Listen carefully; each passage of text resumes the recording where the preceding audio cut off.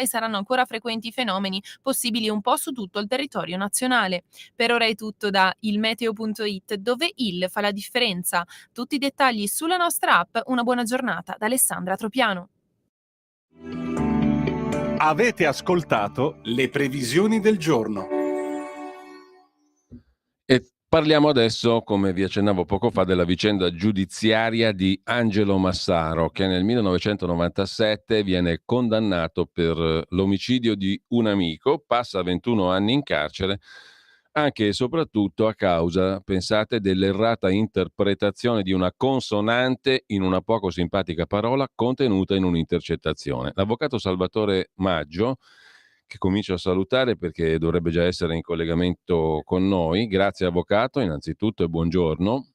Buongiorno, grazie a voi per avermi invitato. Allora, l'avvocato Salvatore Maggio, dicevo, ha chiesto la revisione del processo, inizialmente ottenendo un no dalla Corte d'Appello di Potenza. La Cassazione poi ha detto sì, il processo è stato fatto a Catanzaro, alla fine Massaro viene assolto. La sua storia è stata citata, come vi dicevo, anche dal sostituto procuratore generale di Milano, il dottor Cuno Tarfusser, nella richiesta di revisione del processo per la strage di Erba, e recentemente la storia di Massaro è diventata anche un docufilm.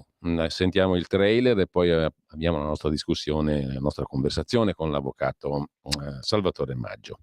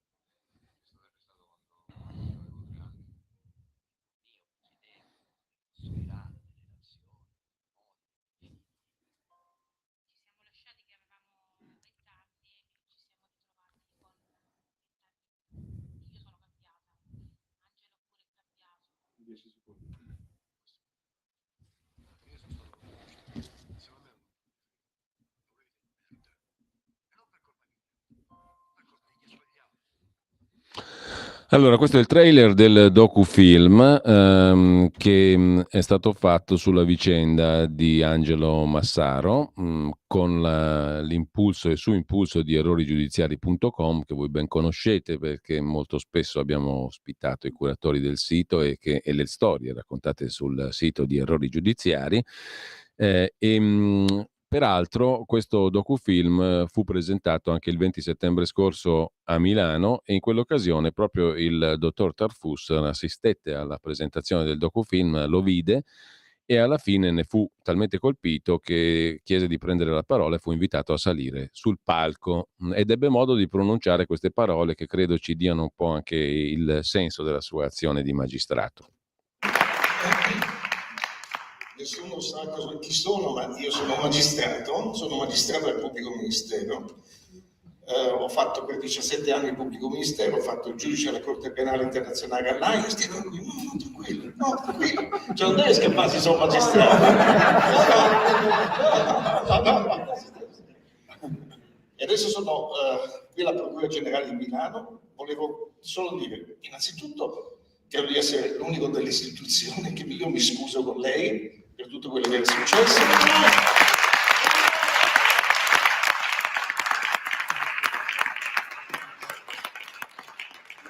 E posso anche dire che non è la prima volta che mi scuso pubblicamente, una volta anche in aula di fronte a un imputato che è stato arrestato, per cui ho chiesto la soluzione e mi sono scusato con lui per quello che il sistema gli ha fatto. Quindi mi ha estremamente emozionato questo filmato. Cioè adesso divento emozionale anch'io.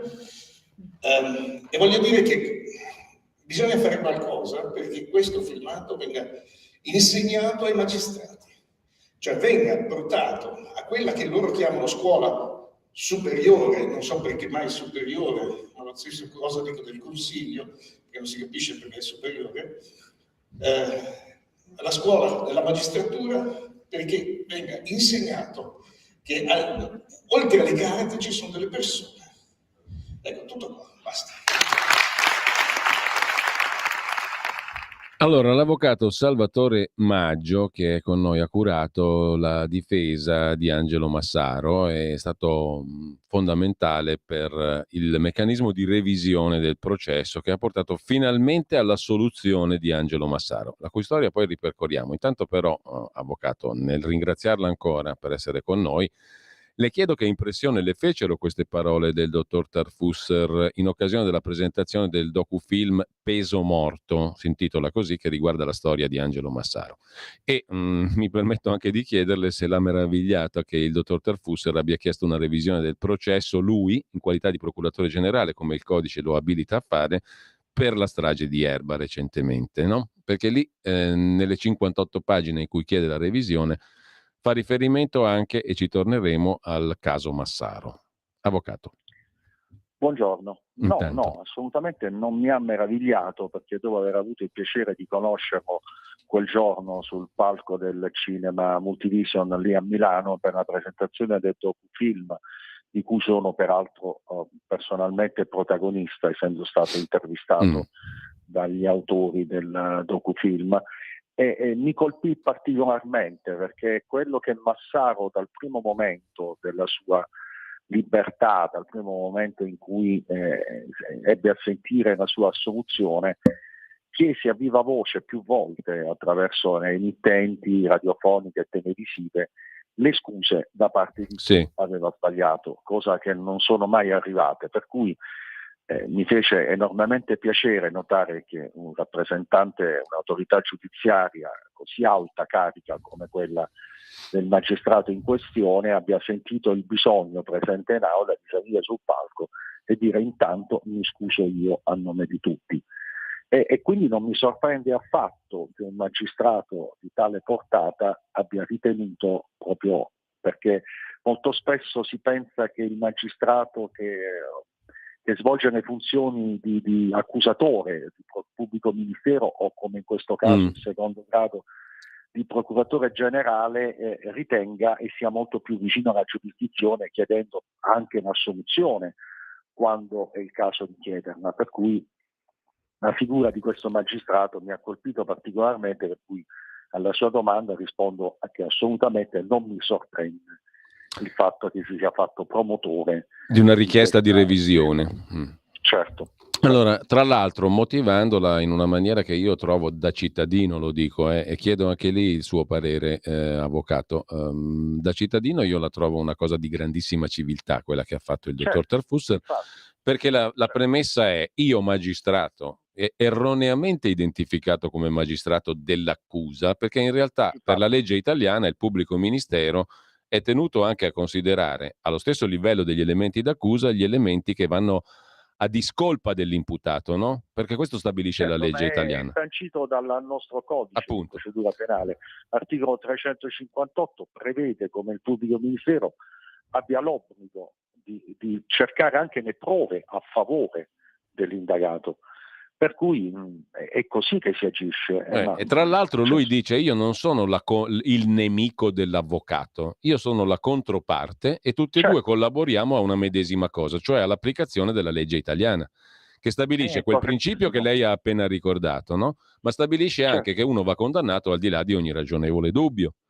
Quindi diciamo l'avvocato e il pubblico ministero dovrebbero essere dei sodali, diciamo così, nel senso buono, cioè coloro che collaborano affinché la legge venga affermata e quindi a tutela dell'innocente, perché c'è un passaggio della richiesta di revisione del dottor Tarfusser dove si sottolinea una sentenza ormai antica, tra l'altro, del 2001 delle sezioni unite della Corte di Cassazione, che stabilisce che la revisione è un istituto teso a far valere la giustizia sostanziale e non quella formale dei 3 gradi di giudizio del giudicato.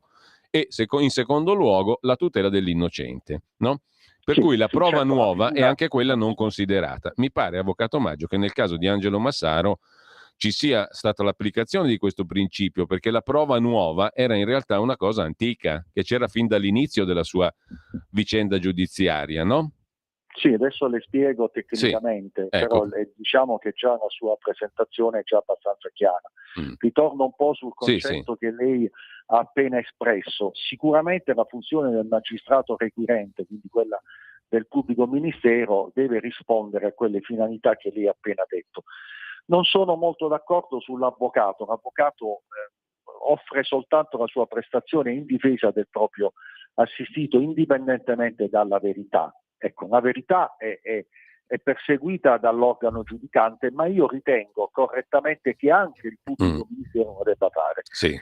Io come avvocato, a parte il fatto che diciamo nello svolgimento della mia attività non mi pongo mai, dico mai, il problema se il mio assistito sia innocente o colpevole, penso a difenderlo, penso a porre in essere tutte quelle attività che possano giovare alla sua difesa, fino anche richiedere un patteggiamento allorquando mi renda conto che le prove siano talmente schiaccianti da non consentire un giudizio che possa affermare la innocenza del mio assistito.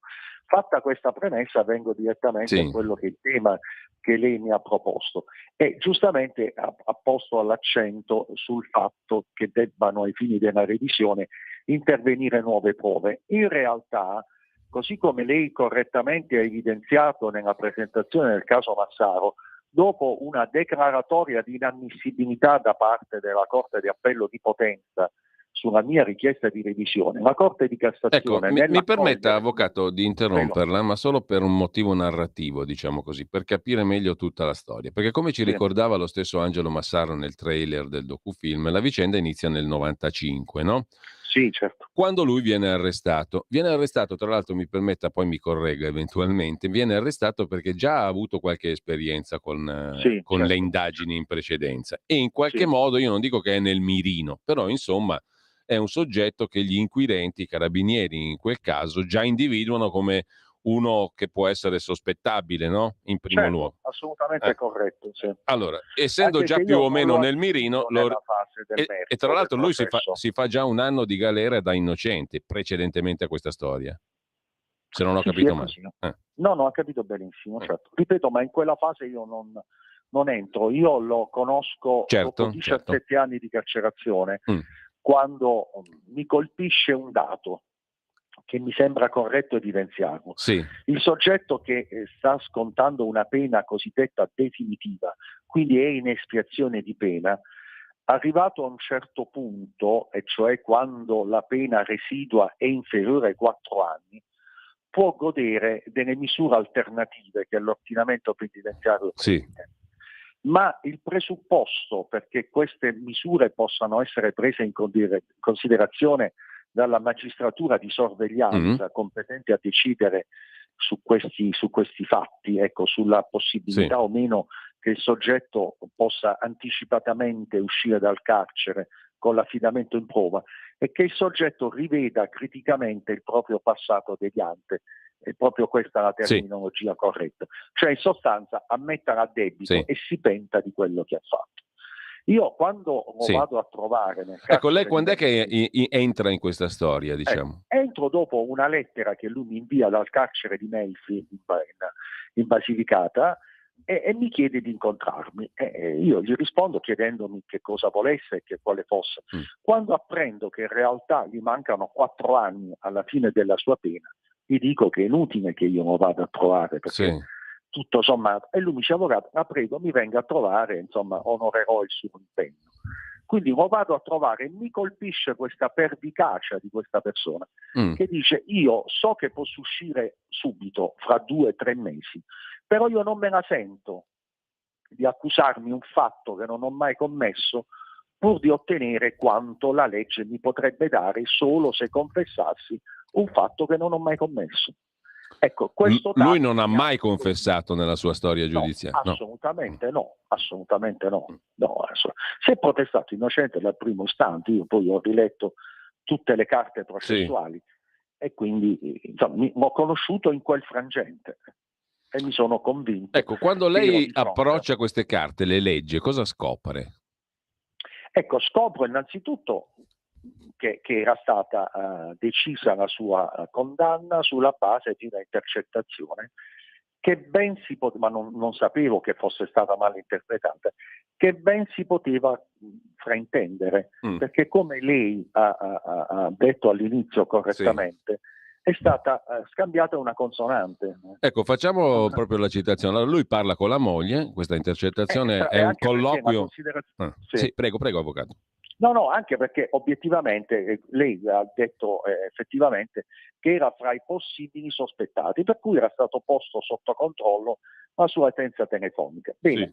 ma esperienza mi insegna che chi commetta un fatto così grave difficilmente lo dica in diretta, Certo. perché è ovvio che chi commette un omicidio vorrebbe che non fosse scoperto, quindi è difficile che colloquiando con la moglie alle 8:30 di una mattina dica di stare trasportando un morto, quindi era qualcosa di Ecco, illogico. lui parla in dialetto come facciamo tanti di noi quando siamo colloquialmente a colloquio con i nostri familiari, no? Sì. E dice in sostanza, tradotto in italiano, sto trasportando umuers, mentre viene Certo. invece trascritto umuert con la T finale, Quello è quindi l'errore. la Sì. S significa un corpo qualunque, un corpo ingombrante. Un corpo ingombrante. Umuers, Quella è la traduzione in umuert italiano. significa il morto.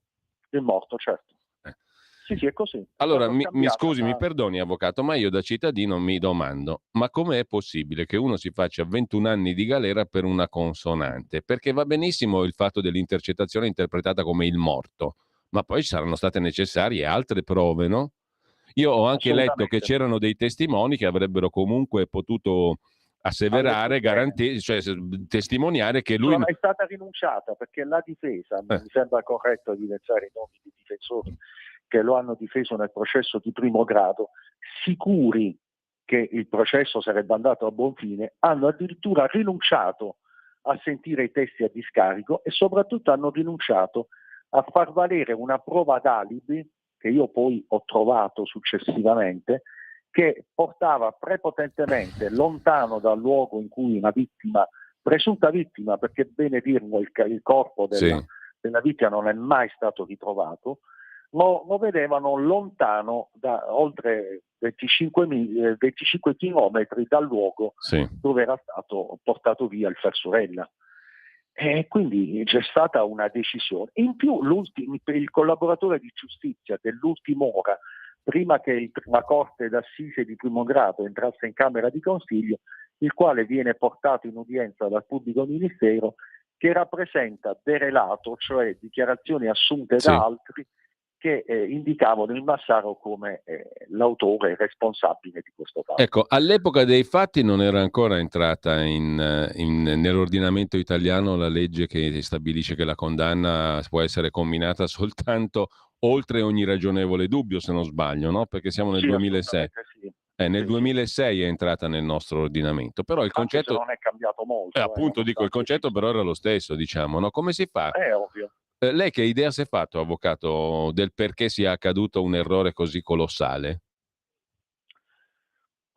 Mi sono fatto un'idea. Sicuramente c'è stato anche un errore da parte nostra, insomma, da parte della difesa in generale, nel caso specifico, non in generale, nell'aver rinunciato ai testi a discarico, che erano sì rappresentati dai parenti stretti del Massaro, ma insomma c'era la prova che quella intercettazione fosse stata male interpretata. Sarebbe bastato chiedere una perizia fonica, una perizia capillare, sarebbe stato importante anche sentirla in udienza. Ora, presumo che la Corte l'abbia sentita in Camera di Consiglio, però a volte una S e una T si può confondere, ma ripeto, quand'anche nonostante questa confusione, io ripeto, ritengo sia illogico pensare che una persona possa dire al telefono alla propria consorte quello che stesse facendo. E in secondo grado lo stesso. Ma in secondo grado, guardi, la rinnovazione dibattimentale avviene soltanto nei casi un po' particolari. Innanzitutto va richiesta nei motivi d'appello. Ora, adesso non vado a memoria, mi sembra che non sia stato fatto. Quindi diciamo che la Corte di secondo grado ha sicuramente il potere di rivisitazione della sentenza di primo grado, ma con dei limiti che sono legati all'appello che viene proposto. E la Cassazione non ha trovato nulla da eccepire in tema di forma. La Cassazione, giudice di legittimità, il percorso logico aveva tenuto, per cui era stato dichiarato addirittura inammissibile il ricorso presentato dai colleghi che mi hanno preceduto. Insomma, avvocato Maggio, in questi 18 anni Angelo Massaro con chi interloquisce? Con chi professa la sua innocenza e la urla? All'interno del carcere, dai vari direttori delle carceri dove era detenuto, con gli assistenti sociali che ha cominciato a studiare, ecco, non dimentichiamo questo, ma è una persona molto colta, perché ha approfittato del tempo che doveva necessariamente passare in carcere e studiando, si era iscritto all'Università di Catanzaro anche con esami superati brillantemente. Niente, ha scritto tanto, ha studiato tanto, codice di procedura penale lo conosce come lei. Avvocato, memoria, sì. E quindi lei arriva dopo 18 anni e si rende 17 conto, anni per la precisione. 17 anni, e si rende conto che ci sono tutti gli estremi per chiedere una revisione del processo, sì. No? Che è un istituto perfettamente presente nella nostra legge.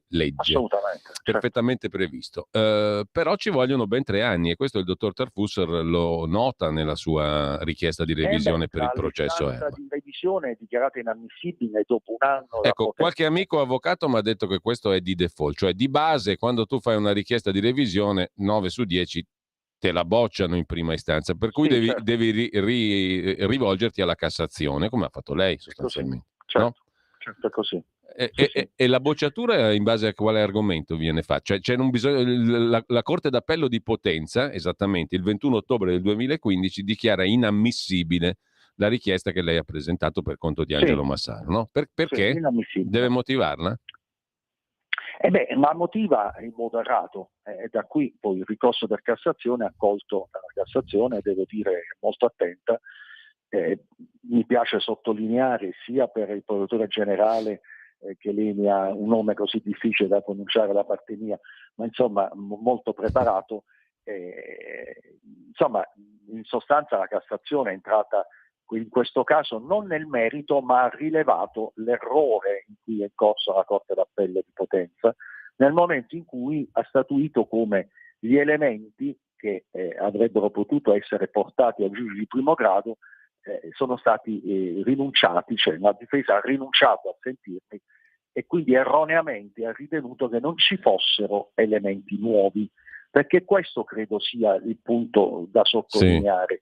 Ai fini della revisione, che presuppone gli elementi di novità, ma questo in generale, ma non è del tutto così. Anche elementi che non sono già stati valutati nel giudizio di merito. E questo è il punto. La difesa aveva rinunciato a sentire quei testimoni. Quindi la rivisitazione di quella intercettazione in uno con le prove testimoniali, la prova d'alibi, ha consentito comunque un nuovo giudizio, indipendentemente poi dall'esito che questo avesse avuto nel corso del processo stesso. Quindi il nuovo giudizio ha affrontato questioni che non erano state affrontate nei precedenti gradi di giudizio, no? Evidentemente.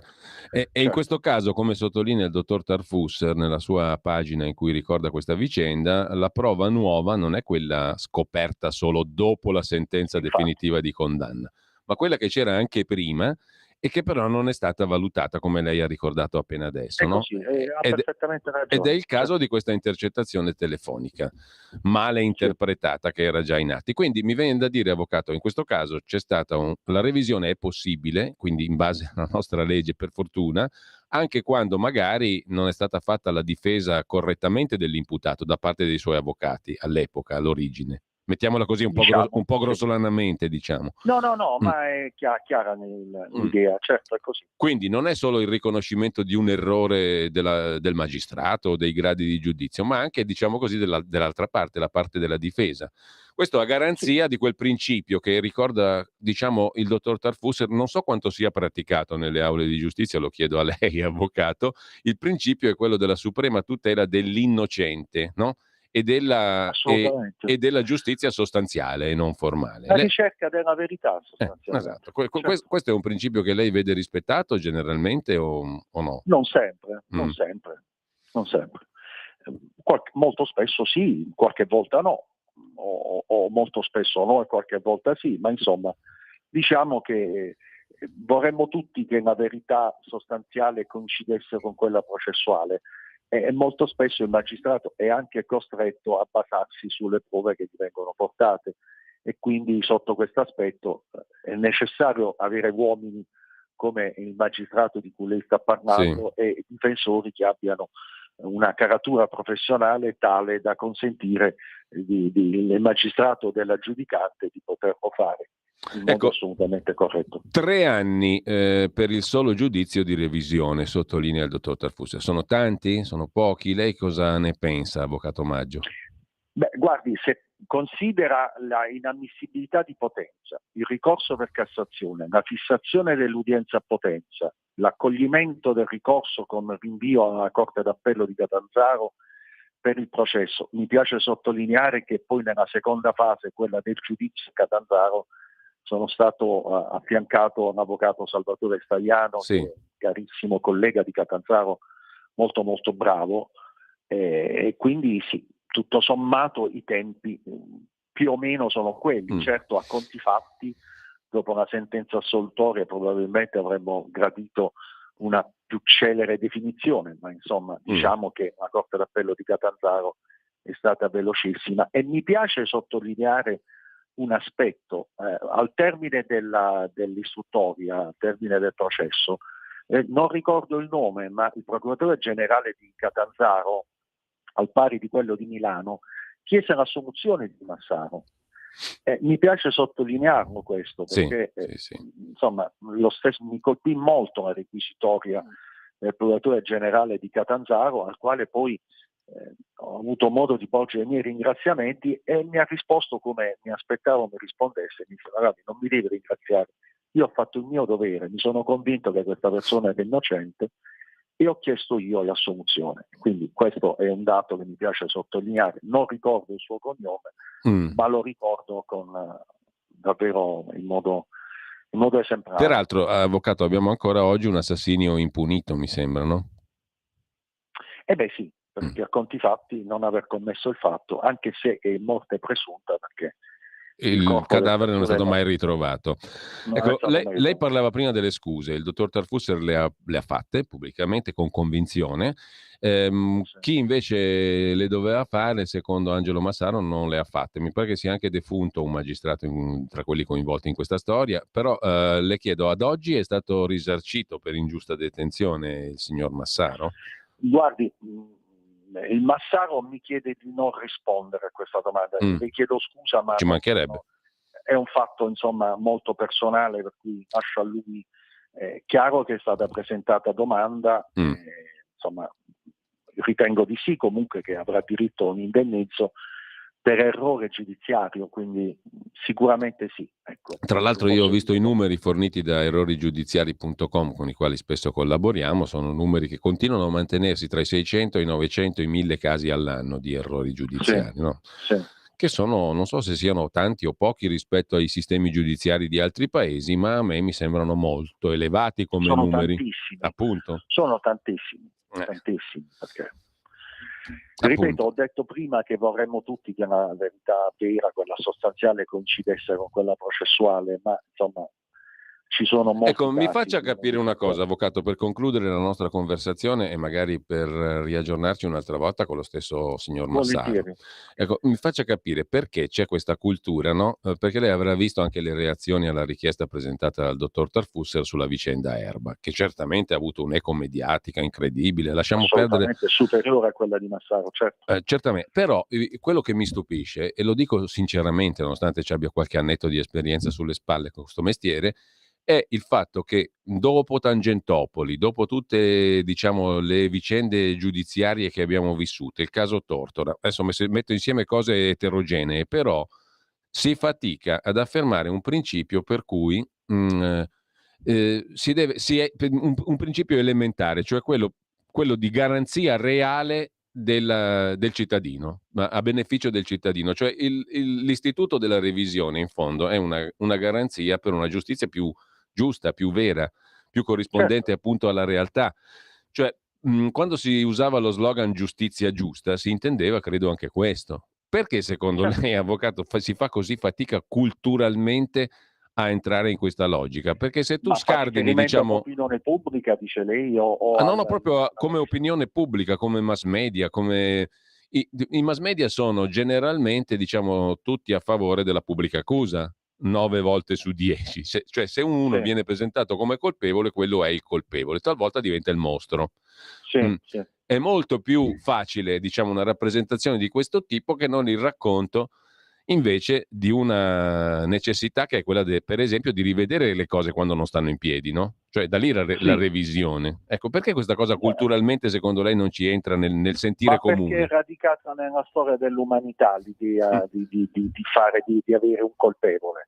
E basti vedere le scene anche nei film, nei documentari del passato, quando esisteva una pena di morte, esisteva la ghigliottina in Francia, ma soprattutto proprio le immagini storiche del passato, la folla che aita contro chi deve essere giustiziato. E in realtà poi gli aspetti mediatici dei processi portano ognuno di noi a farsi un'idea e magari molto spesso l'idea dell'uomo, diciamo medio, ecco, è quello della colpevolezza delle persone. Quindi, credo che sia Avvocato, questa la spiegazione. io per il momento la ringrazio, la conversazione con lei è stata credo molto utile, con l'avvocato Salvatore Maggio abbiamo parlato della vicenda giudiziaria di Angelo Massaro, sulla nostra pagina Facebook ci sono alcuni link per approfondire la questione. Grazie all'avvocato Salvatore Maggio, grazie davvero, buona giornata, ci risentiamo avvocato. Grazie a voi, buona giornata.